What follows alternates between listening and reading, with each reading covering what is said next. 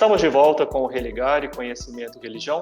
Hoje eu converso com o cientista social Glaucon Durães. Nós estamos conversando sobre telenovela, religião e política. Ele fez uma pesquisa no programa de Ciências Sociais da PUC Minas sobre a telenovela Apocalipse e procurou encontrar aí aspectos do discurso religioso e político. A gente quer saber qual é a narrativa da novela Apocalipse. Glaucon, conta para nós. Então, ela tenta fazer uma relação da narrativa do livro do Apocalipse, embora a estrutura seja diferente, mas nos dias atuais. Então, todo aquele contexto de perseguição cristã do primeiro século, da primeira perseguição de Nero, é trazido para hoje. Só que isso em pautas políticas atuais. Então, Nero, aquilo dali, não entra para a novela. Aqui, o conteúdo dela vai focar em pautas políticas conservadoras presentes no cenário pré-eleitoral de 2018. E aí eu identifiquei, então, 4 pautas políticas, né? A primeira é uma crítica muito forte ao comportamento, a crítica comportamental ao feminismo. Então, são representadas ali um conjunto de mulheres modernas, por exemplo, a Débora Coy, que são as mulheres que fazem sexo antes do casamento e tal, e sempre o desfecho da vida dessas mulheres sempre é alguma coisa ruim. Então, todas as mulheres que têm algum elemento moderno, o desfecho delas é ruim. Em contrapartida, as mulheres, né, as evangélicas lá, que são mães de família, temente a Deus, o desfecho delas são bons. Então, tem uma crítica ao feminismo. Outra crítica que aparece é a da corrupção, que é a bandeira histórica da classe média brasileira, né, contra a corrupção e contra as drogas, só que isso aparece de forma populista, não se problematiza esse problema, é mais mesmo para consolidar o imaginário nacional, um apelo, né? Tem uma crítica muito forte à ciência, ao ateísmo científico, enfim.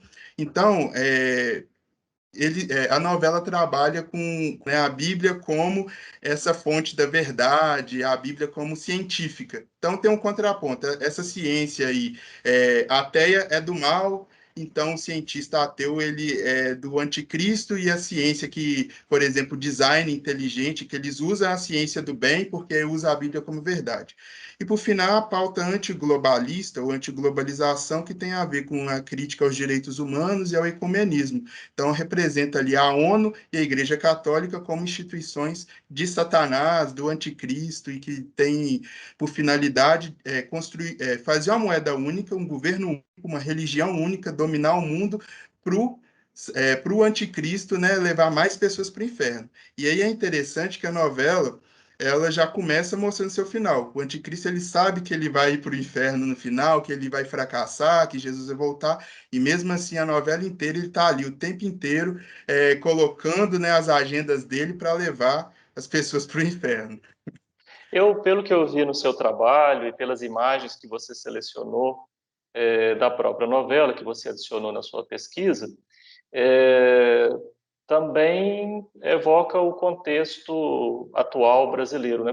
Por tudo isso que você falou e pela agenda, né, de vários setores religiosos, não exclusivamente da Igreja Universal do Reino de Deus, mas também de setores do catolicismo, setores de outras igrejas evangélicas, setores, né, desse grupo de perfil conservador ou até ultraconservador, né?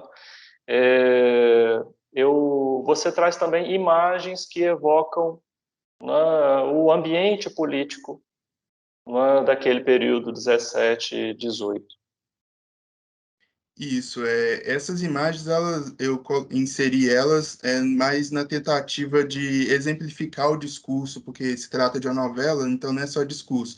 Tem toda uma questão, né, fílmica. Só que eu não fiz análise fílmica. Ali eu mostrei mesmo, olha, como é que a Igreja Católica, eles representam, por exemplo, o Papa Francisco, usando sempre uma túnica preta, né, em sinal de humildade, e não usa aquela roupa papal, representam o anticristo e tudo, com elementos ali que lembra John Kennedy, que lembra Lula. Então, as instituições, assim, parece mesmo a Igreja Católica, parece mesmo a ONU, só que eu não destrinchei muito essa questão mais Você da está imagem. deixando isso para o seu doutorado, né? A gente espera, a gente deixa essa pergunta aí para quando você voltar com essa análise. Mas desses pontos que você destacou aqui, um deles que eu vi desenvolvido no trabalho é sobre a questão do fundamentalismo, né? O que é essa perspectiva fundamentalista e de que maneira ela aparece, né, na telenovela Apocalipse? O fundamentalismo, né, como movimento religioso, ele parte de pressupostos inquestionáveis da fé. E aí, ele tem a ver com a interpretação da Bíblia. E a novela, ela faz uma interpretação engessada da Bíblia, uma interpretação literal. Tanto que os símbolos do Apocalipse, os quatro cavaleiros e tudo, eles são representados como personagens da novela. Por exemplo, outro símbolo, o 666, né? Enfim, são representados ali como símbolos literais e sem uma questão teórica mesmo do significado por detrás, naquela época do primeiro século. Só que a novela ela caminha de um fundamentalismo para o neofundamentalismo. Que o fundamentalismo tem a ver mesmo com a interpretação literal da Bíblia, sem negação de hermenêutica, de exegese e tudo. Já o neofundamentalismo é a entrada do fundamentalismo na política. Pode nas outras expressões, mas eu tratei na política. Então, é muito esse discurso, né, de a Bíblia ser a nossa Constituição, de trazer a Bíblia, a verdade bíblica para dentro da política, e o mundo tem que ser pautado na Bíblia. Sim.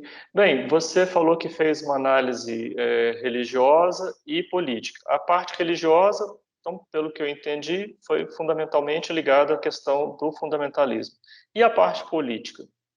Então, elas estão entranhadas, né? Porque eu comparei essas pautas com o plano de governo do Jair Bolsonaro e do Fernando Haddad. E a novela, ela antecipa, então, as narrativas desses dois planos. O Bolsonaro, no plano dele, né, ele já evoca algumas frases bíblicas, né? Conhecerei a verdade libertará, e mistura ali uma questão política. E a questão política, então, ela está em torno do conservadorismo, dessa luta antifeminista, da luta anti-ciência, anti-intelectualismo, anti-globalização, né, entendendo a globalização como governo único que vai dominar o mundo. Então, assim, é um link entre o fundamentalismo e o neofundamentalismo e o conservadorismo político. E aí a novela, então, antecipa, né? Olha, a esquerda vai chegar com esse discurso aqui. Então já vamos representar ele na novela como uma coisa do anticristo que no final vai ser encaminhado para o inferno. Já a pauta conservadora é de Deus, então vai ser salva por Jesus. Quando uma emissora, né, do porte, né, da emissora responsável por essa telenovela, vinculada a uma igreja cristã do porte da Igreja Universal do Reino de Deus, quando ela pauta esses conteúdos e desta forma, na sua avaliação como pesquisador, ela pretende se inserir na realidade ou influenciar a realidade social e política de alguma maneira? Pelo que eu pesquisei, sim. Por quê?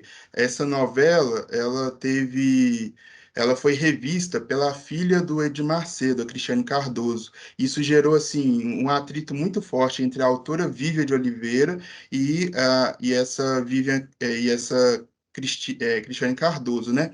Então, a Vívia até saiu da Record depois e gerou muita polêmica.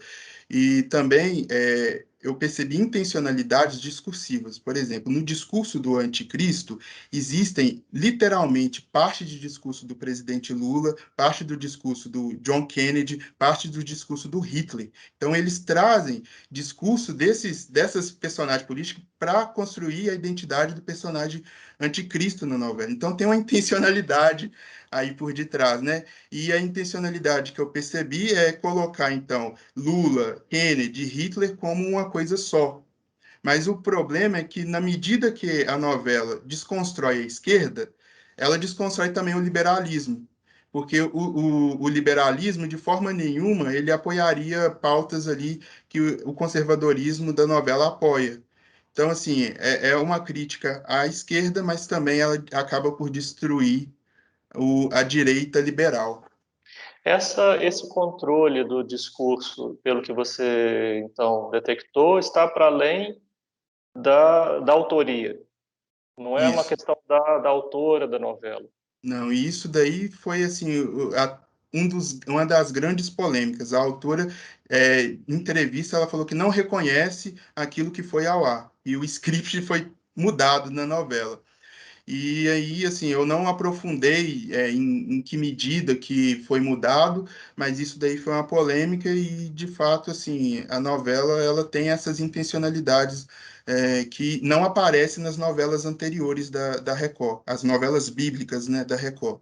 Então, Apocalipse, assim, ela tem esse diferencial das outras. E para além do pesquisador, você teve, não é você que ficou mais de 100 horas assistindo, né, os 150, 130, 130 130. horas, são 155 capítulos. Você teve companhia aí na sua casa também, né, para Sim. assistir a novela. Como é que o público, seu público, não é? Você percebeu seu público acompanhando? Esse público se deixa afetar por esse tipo de discurso? O que é que chama a atenção das pessoas? Um tipo de Então, narrativa como eu essa? assisti aqui com minha mãe, né, aquela que assiste a novela e tal, e conversando até com colegas que já assistiram, eu acho que tem um grande medo, né, porque é aquele sentimento, o mundo está acabando mesmo, olha, as profecias bíblicas estão passando na novela e está acontecendo na realidade. Então, assim, é um medo. Aí eu perguntava, se você está com medo, por que você está assistindo? Aí a pessoa, não, mas eu tenho que assistir para ver como é que o mundo vai acabar mesmo. Então, tem essa narrativa do medo mesmo. E esse medo que desperta interesse em assistir a novela. Glauco, muito obrigado, parabéns pela sua pesquisa, sucesso na continuidade dos trabalhos, saúde aí para você, para sua família. Muito obrigado, Flávio. O Religar é um projeto de extensão do Programa de Pós-Graduação em Ciências da Religião da PUC Minas. Para você conhecer as nossas atividades e cursos, acesse a página que está em pucminas.br/ppgcr. O Religar de hoje fica por aqui. Nós voltamos na próxima semana. Um abraço muito cordial e até o próximo Religare, Conhecimento e Religião.